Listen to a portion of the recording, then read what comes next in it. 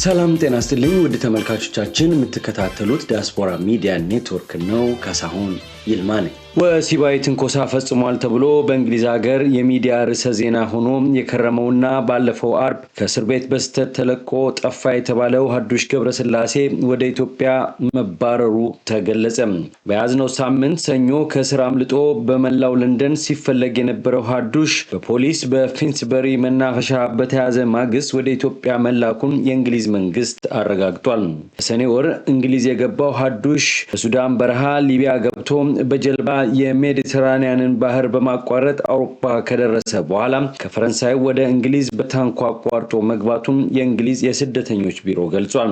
ዛም ከደረሰ በኋላ በለንደን አቅራቢያ ኤፒንግ ኤሴክስ በተባለ አካባቢ ስደተኞች ይኖሩ በነበረበት ቤል ሆቴል የመኖሪያ ስፍራ ተሰጥቶት የጥገኝነት ማመልከቻ ሂደቱን እየተጠባበቀ ነበር።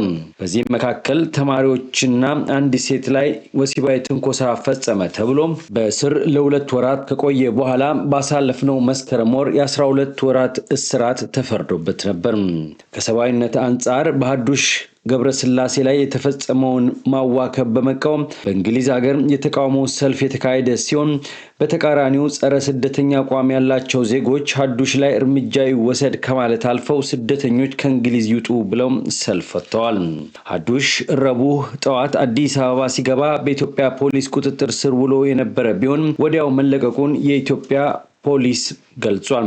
ሀዱሽ ወደ ኢትዮጵያ ሲጓዝ 5 እንግሊዛውያን አጅበውት እንደነበር ተዘግቧል።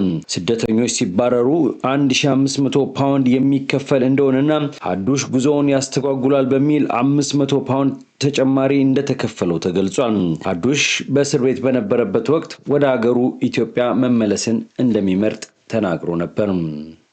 ተመልካቾቻችን የዕለቱ መረጃ ይህን ይመስላል። ሌላ ተጨማሪ ዜናዎች ወደ እናንተ ይቀርባሉ። ዝግጅቶቻችንን ተከታተሉ። የምትከታተሉ ሁሉ ሰብስክራይብ ማድረጋችሁን እንዳትረሱ። ዲያስፖራ ሚዲያ ኔትወርክ የእናንተው ነው። ተመልሰን እንገናኛለን። ካሳሁን ይልማ ነበርኩ።